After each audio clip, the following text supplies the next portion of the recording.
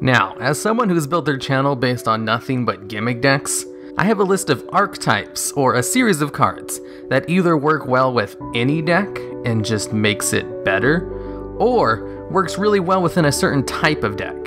Now, when I splash in other archetypes into my decks, I have to make sure the archetype doesn't overshadow the deck I'm actually trying to play. So these are only archetypes that purely complement other decks, and are not just cards that are good in anything, like Grinder Golem or Brilliant Fusion.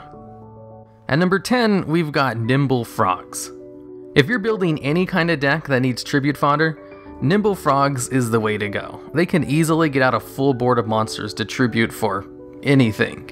Whenever I run God card decks, I usually use this engine, or just anything that requires more than 2 tributes.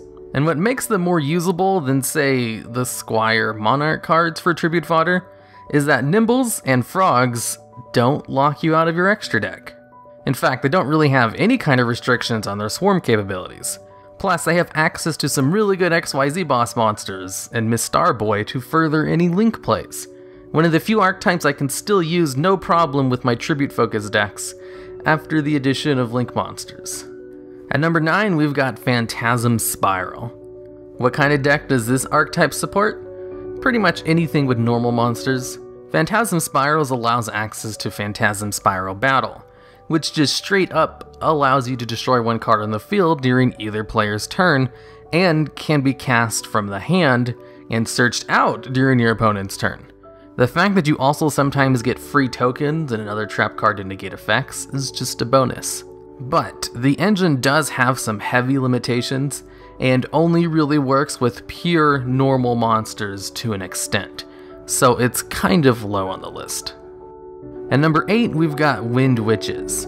What kind of archetype does this support? Pretty much anything that doesn't rely on extra deck summoning. Wind Witches used to be a lot more splashable back before Link monsters were a thing, but they're still powerful and nearly just as splashable.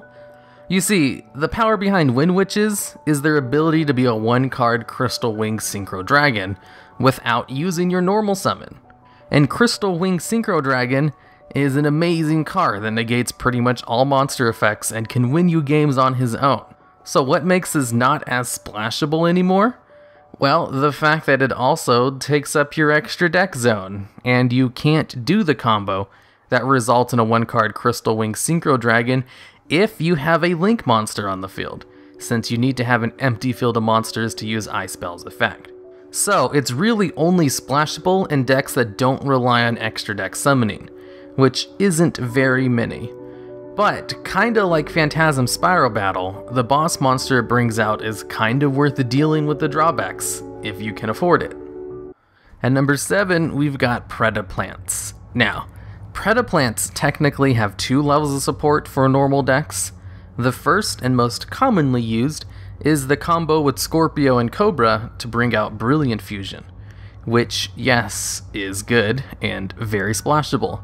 But there's also Predaplant Do, who can fuse with any other dark monster to create either Predaplant Chimera or Starving Venom Fusion Dragon, both of whom are really good fusion monsters, and both have good floating effects on destruction.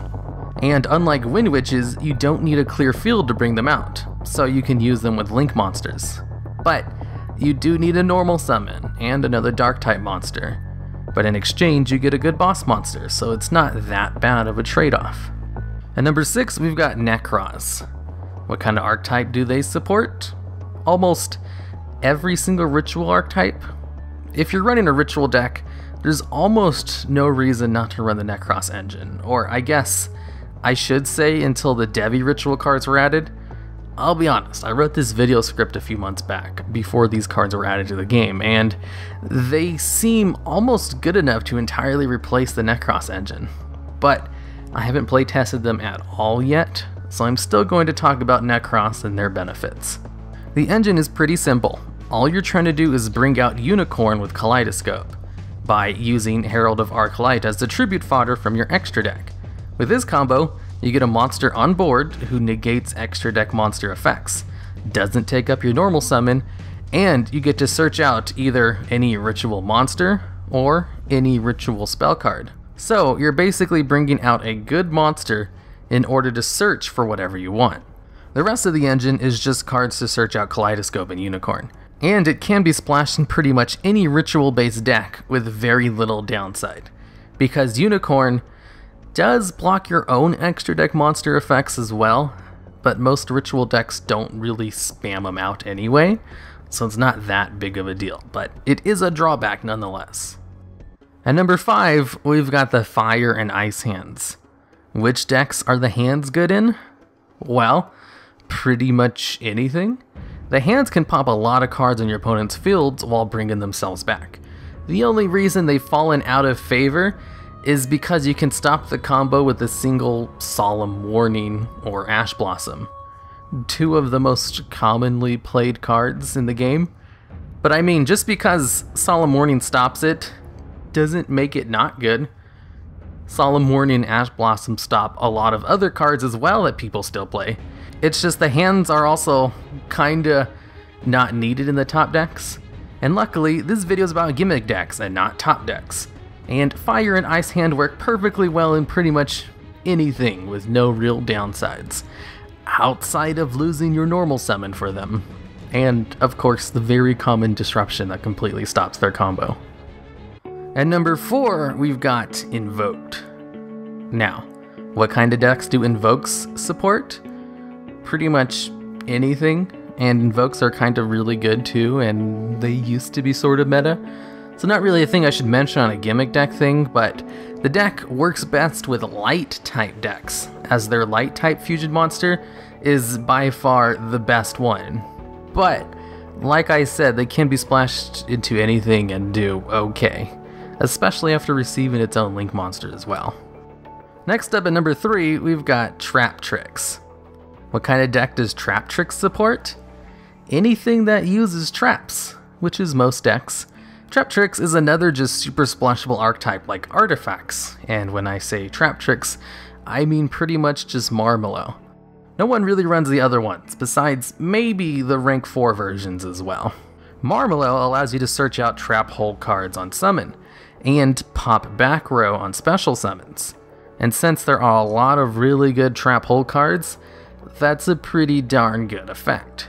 Although, with the popularity of the Solemn Brigade and just hand traps in general over trap cards, Marmallow has kind of fallen out of favor as most decks don't really run trap hole cards anymore.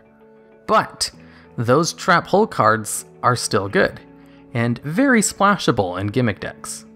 At number 2, we've got Artifacts.